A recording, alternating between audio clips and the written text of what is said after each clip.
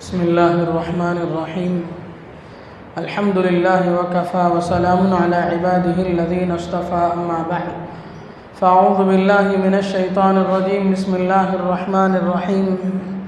عبس وتولى أن جاءه الأعمى وما يدريك لعله يزكى أو يذكر فتنفعه الذكرى أما من استغنى فأنت له تصدى وما عليك ألا يزكى وأما من جاءك يسعى وهو يخشى فأنت عنه تلهى كلا إنها تذكرة. صدق اللہ العظیم. محترم بزرگوں، دوستو، آج قرآن پاک کا سب سے آخری پارہ ہم پڑھا گیا، جس کا کچھ حصہ کل کے لیے باقی رکھ دیا گیا، اور انشاءاللہ کل سے قرآن کریم مکمل ہو جائے گا. ابھی میں نے جو آیتیں آپ کے سامنے تلاوت کی ہیں، یہ پارہ ہم کی ایک سورت ہے، سورہ عبس.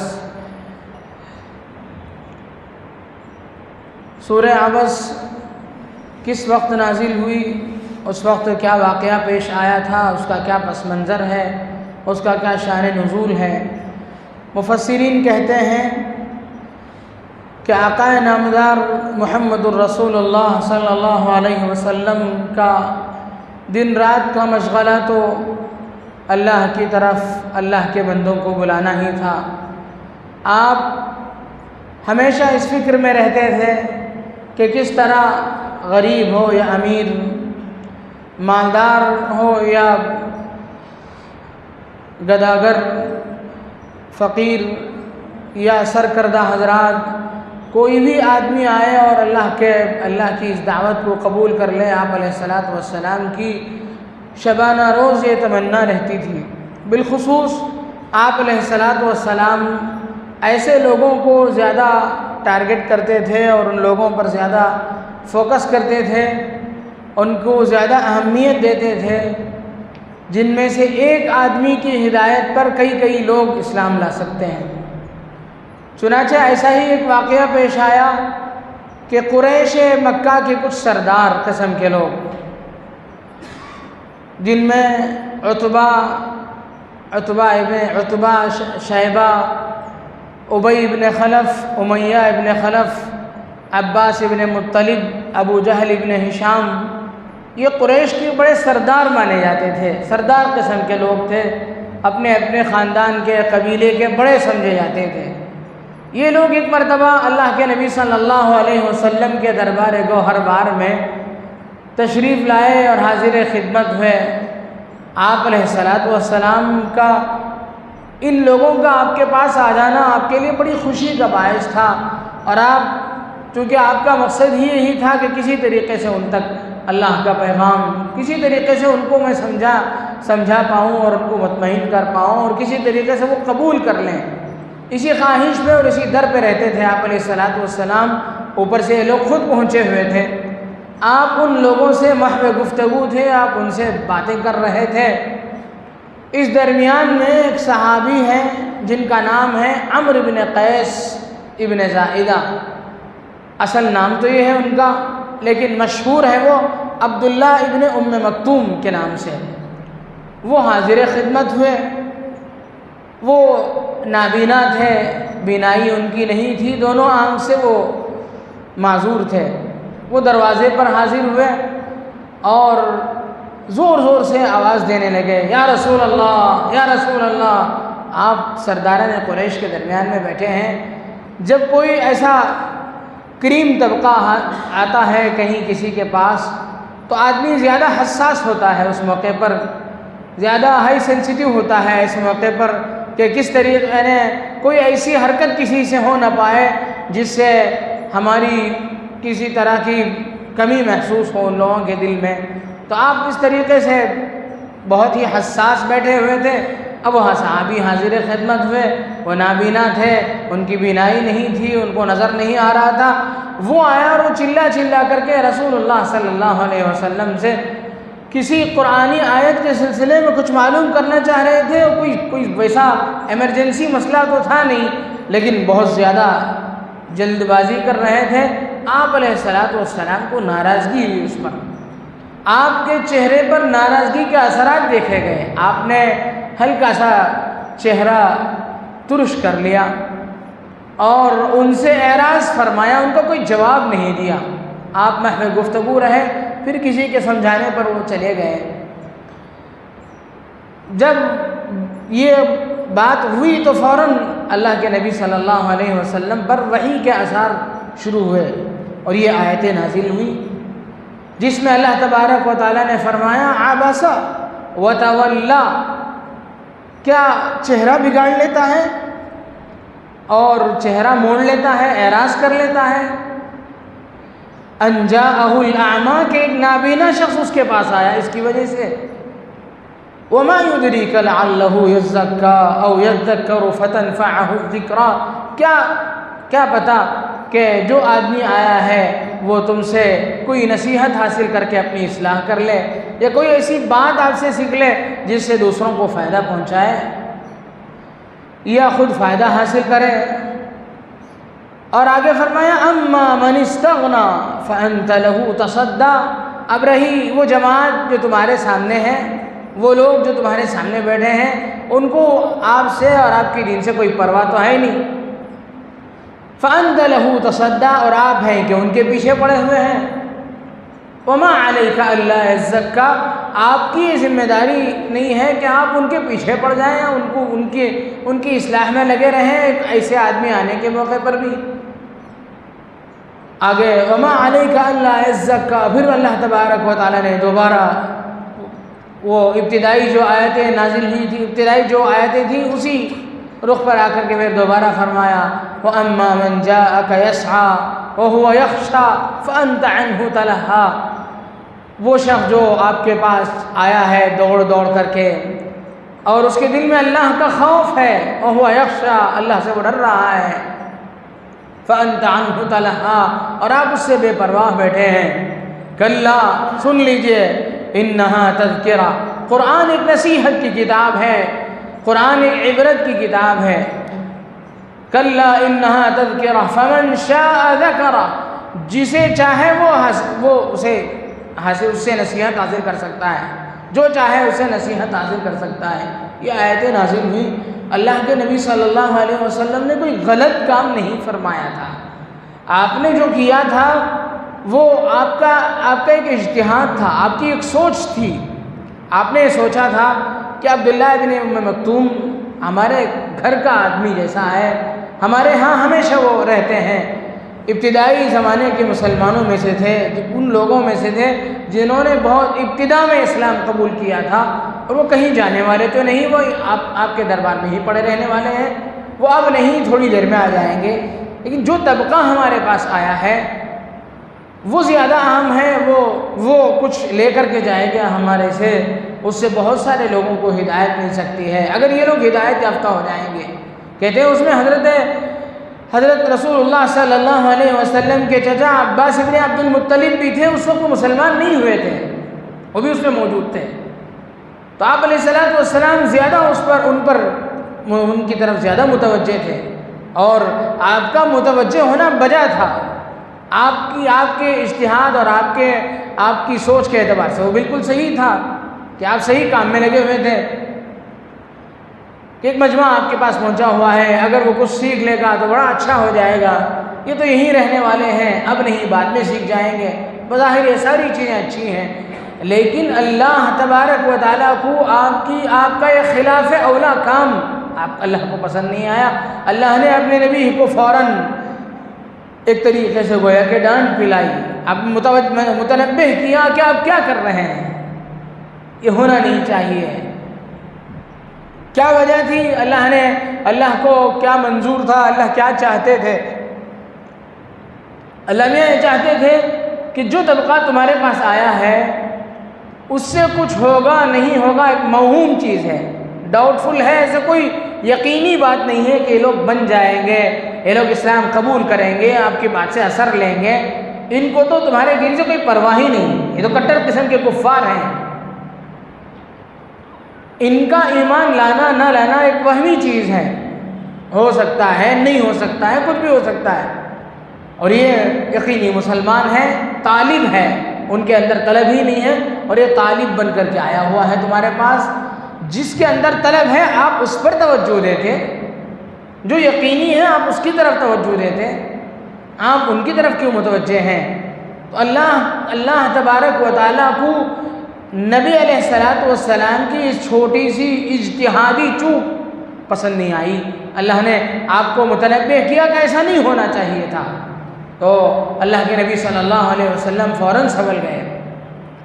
تو قرآن کا یہ منشا ہے، قرآن اور اللہ تبارک و تعالیٰ کا یہ منشا ہے کہ جو طبقہ ہمارے پاس ہے ہم پہلے اس کی طرف متوجہ کریں۔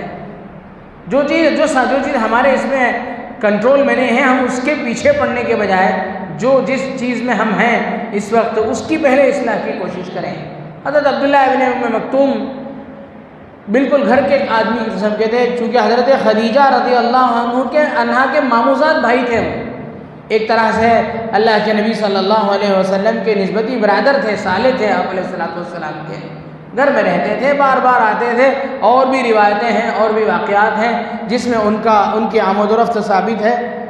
کہتے ہیں ایک مرتبہ حضرت ام سلمہ رضی اللہ عنہا فرماتی ہیں کہ میں اور حضرت میمونہ رضی اللہ عنہ ہم دونوں بیٹھی ہوئی تھی، عبداللہ ابن ام مکتوم تشریف لائے، ہم لوگ ایسے ہی بیٹھے رہے، وہ تو نابینا صحابی ہیں، ہم لوگ بیٹھے رہے، ازواج مطہرات میں سے تھی ہیں۔ آپ علیہ السلام نے پوچھا کہ عبداللہ ابن ام مکتوم اندر آ رہے ہیں، تم بیٹھی ہو، پردہ نہیں کرتی ان سے؟ ان لوگوں نے کہا یا رسول اللہ یہ تو نابینا ہے، ان سے کیا پردہ ہے؟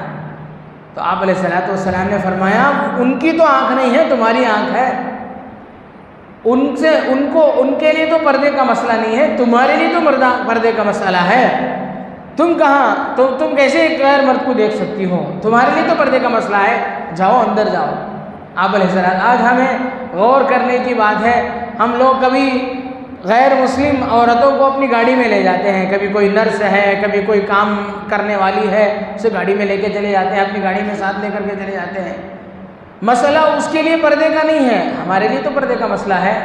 ایک غیر عورت کو اپنے ساتھ بٹھا کر کے لے جانا باقاعدہ غلط ہے، شرعی اعتبار سے جائز نہیں ہے، لیکن کوئی غلطی عام ہو جاتی ہے تو اس کی قباحت دلوں سے ختم ہو جاتی ہے، نہیں ہونا چاہیے۔ مسئلے پردے کا مسئلہ اس عورت کے ساتھ اگرچہ نہیں ہے، ہمارے لیے مسئلہ ہے، یہ آیت میں ہی بتلایا گیا ہے۔ ایک سبق اس سے یہ بھی حاصل ہے کہ مسئلہ اس کے لیے نہیں ہے، ان کے لیے نہیں ہے، عبداللہ ابن مکتوم کے لیے، تمہارے لیے تو ہے۔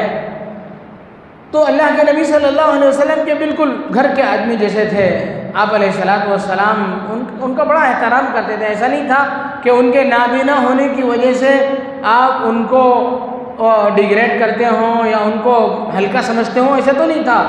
روایات میں آتا ہے کہ وہ اولین مسلمانوں میں سے بھی تھے اور اولین مہاجرین میں سے بھی تھے۔ حضرت عبداللہ ابن ام مکتوم اولین ہجرت کر کے مدینہ جانے والوں میں تھے، اور وہ مدینہ والوں کے اولین معلم تھے۔ وہاں جا کر کے انہوں نے مکتب اور مدرسے کو سنبھالا، مدینہ منورہ جا کر کے لوگوں کو قرآن پڑھایا۔ اور کہتے ہیں تاریخ کی کتابوں میں، سیرت کی کتابوں میں لکھا ہے کہ نبی علیہ السلام نے مدینہ منورہ میں رہتے ہوئے تقریباً 13 غزوات میں آپ نے شرکت فرمائی، اور جب بھی آپ غزوے میں جاتے تھے عبداللہ ابن ام مکتوم کو اپنا جانشین بنا کر کے جاتے تھے۔ آپ کے ہاں بڑی اہمیت تھی عبداللہ ابن ام مکتوم کی، ایسا نہیں تھا کہ آپ ان کو حقیر سمجھتے ہوں، معمولی سمجھتے ہوں، لیکن مسئلہ اس وقت ایسا تھا، حالات اس وقت سچویشن ایسی تھی جس کی بنا پر آپ نے ایسا کیا۔ لیکن کہتے ہیں حسنات الابرار سیئات المقربین، نیک لوگوں کی اچھائیاں بھی جو مقرب بنتے ہیں ان کے حق میں برائی ہو جاتی ہے۔ اللہ تعالیٰ اللہ کے نبی صلی اللہ علیہ وسلم اللہ کے مقرب ترین بندے ہیں، کوئی دوسرا نیک آدمی بھی یہ کام کرتا تو وہ غلطی نہیں تھی، لیکن آپ علیہ السلام فرما رہے ہیں اس لیے وہ غلطی ہو گئی، وہ چیز اللہ کے ہاں ناپسند ہو گئی۔ تو اس واقعے سے سبق یہ بھی ملتا ہے کہ کسی آدمی کو ہلکا نہیں سمجھنا چاہیے۔ بہت سے لوگ ایسے ہوتے ہیں دیکھنے میں خستہ حال رہتے ہیں، اللہ کے ہاں ان کا ایک بڑا مقام ہوتا ہے۔ عبداللہ ابن ام مکتوم دیکھنے میں بالکل نابینا اور خستہ حال، ان کا کوئی پرسان حال نہیں، بالکل سادے قسم کے آدمی تھے۔ اللہ کے ہاں ان کا کیا مقام تھا؟ ان کے آمد پر نبی کے ہلکے سے اعراض اور بے رخی پر اللہ نے نبی کو متوجہ فرمایا اور باقاعدہ قرآن میں تا ابد قرآن کی آیتیں نازل فرمائیں ان کی شان میں۔ اللہ کے نبی صلی اللہ علیہ وسلم نے ایسے ہی لوگوں کے بارے میں فرمایا، رب اشعث مدفوع، بہت سے پراگندہ بال اور بہت سے پریشان حال لوگ ایسے ہوں گے جن کو مدفوع، جن کو دروازے سے دھکا دے دیا جائے گا، یہ سمجھ کر کے حقیر قسم کے لوگ ہیں، دنیا کے لوگوں کے ہاں ان کی کوئی اہمیت نہیں ہوگی، لیکن لو اقسم علی اللہ لابرہ، اگر وہ کسی بات پر اللہ کی قسم کھا بیٹھے اللہ نے اسے پورا کر کے رہیں گے، اللہ کے ہاں ان کی بڑی اہمیت ہوگی۔ تو حضرت عبداللہ ابن مکتوم ایسے آدمی تھے، تو اللہ کے نبی صلی اللہ علیہ وسلم کے حاضر باش تھے، آپ علیہ الصلاۃ والسلام نے ان سے بڑی خدمتیں لیں، لیکن یہ چھوٹے سے مسئلے میں آپ علیہ الصلاۃ والسلام کو اللہ تبارک و تعالیٰ نے متوجہ فرمایا۔ اس واقعے سے ایک سبق یہ بھی ملتا ہے کہ کچھ لوگ یہ سوچتے ہیں کہ دعوت و تبلیغ کی جو محنت ہے، مسلمان تو مسلمان ہی ہے، ان پر محنت کی کیا ضرورت ہے؟ جو طبقہ غیر مسلم ہے، جو طبقہ ابھی اسلام قبول نہیں کیا ہے، اس پر محنت کرتے، اسے جہنم سے بچاتے، اسے لاتے اسے دعوت دے کر کے اس مسلمان بنانے کی کوشش کرتے، مسلمانوں میں ہی مسلمان محنت کرے، یہ کیا بات ہو گئی؟ تو یہیں سے وہ مسئلہ بھی نکلتا ہے کہ جو طبقہ ہمارا ہے پہلے وہ سدھرے، جو مسلمانوں کی پہلے اصلاح ہو، کفار پر محنت، غیر مسلموں پر محنت کی چیز بات کی ہے، جو طبقہ ہمارے سامنے ہے ہم اپنے طبقے کے لوگوں کی اصلاح نہ کریں، اپنے مکان میں ہم کوڑا کرکٹ رکھیں، کچرا رکھیں اور باہر سے مہمان کو دعوت دیں، مہمان کیا اثر لے گا؟ جو طبقہ مسلمانوں کا ہے اس طبقے مسلمانوں کی بڑی تعداد ایسی ہے جو قابل اصلاح ہے، اسی لیے ہمارے اکابرین نے غیروں پر محنت کرنے سے اس محنت کو، دعوت و تبلیغ کی اس محنت کو مقدم سمجھا اور مقدم رکھا، اور یہ پسند کیا کہ یہ محنت سب سے مقدم ہے، اس کام سے بھی اس کی زیادہ اہمیت ہے۔ لوگ کسی غیر کو کلمہ پڑھا دیں تو بہت ہی متاثر ہو جاتے ہیں، بہت اچھی بات ہے، بہت ہی بڑا کام ہے، لیکن اس سے زیادہ اہم یہ ہے کہ کوئی مسلمان صحیح راستے پہ آ جائے، اللہ کا نام لینے والا اللہ سے اعراض کر کے بیٹھا ہو، اللہ سے روٹ کے بیٹھا ہو، اللہ سے دور ہو، اسے اللہ کے گھر سے قریب کرنا یہ اہم ہے۔ اسی لیے کوئی کافر اپنے کفر پر ہے وہ اتنا سخت نہیں ہے جتنا کوئی مسلمان اسلام سے پھر کر کے مرتد ہو جائے۔ اسلام میں اس کی بڑی سختی ہے اس کے سلسلے میں۔ مرتد کی سزا قتل ہے، جو آدمی مرتد ہو کر کے اسلام سے پھر جائے گا اس کی سزا قتل بتلائی گئی ہے شریعت اسلامیہ میں۔ تو یہ بہت خطرناک ہے کہ آدمی اسلام میں مسلمان رہے اور صحیح اسلام میں نہ چلے، اس لیے اس کی زیادہ اہمیت اور اس پر زیادہ فوکس ہونی چاہیے کہ ہمارے طبقے کی اصلاح کیسی ہو۔ لوگ اگر ہمارے بھائیوں کی اصلاح ہو گئی تو یہ ان کے اعمال خود دوسروں کے لیے دعوت بن جائیں گے۔ جب صلح حدیبیہ کے بعد کتنے کفار ویسے ہی مسلمان ہو گئے تھے دیکھ کر کے۔ اس کا مطلب یہ نہیں ہے کہ ہمیں کافروں کو دعوت نہیں دینا ہے، غیر مسلموں کو، دیگر برادران وطن کو ہمیں اسلام کی دعوت نہیں دینا ہے، یہ مطلب نہیں ہے، بلکہ ہم اپنے طبقے کو ایسا نکھار کے ایسا بنائیں کہ جس کی وجہ سے لوگوں کو دین کیا چیز ہے وہ سمجھ میں آ جائے۔ لوگ یہ سمجھتے ہیں، عام طبقہ غیر مسلموں کا طبقہ یہ سمجھتا ہے کہ جو مسلمان ہے وہی اسلام ہے، حالانکہ ایسا نہیں ہے۔ اسلام کامل و مکمل دین ہے، مسلمان کامل و مکمل نہیں ہے۔ اگر 5 شعبے اسلام کے ہیں، ایمانیات، عبادات، معاملات، معاشرت، اخلاقیات، ان 5 شعبوں پر کوئی مسلمان پورا اترتا ہے تب وہ کامل و مکمل مسلمان ہے۔